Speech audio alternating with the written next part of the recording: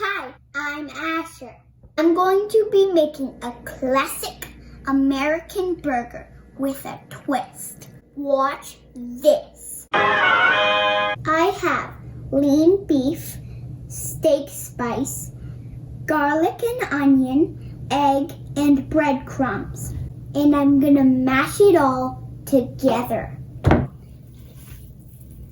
I cut cubes of cheddar and put them in the freezer. And now I'm going to be putting them into the burger so they'll be inside because it will be melting inside instead of on top. Oh, this is gonna be good.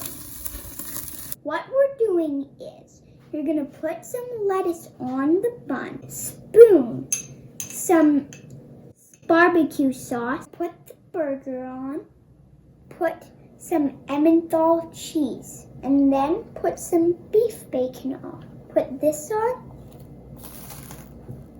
Voila!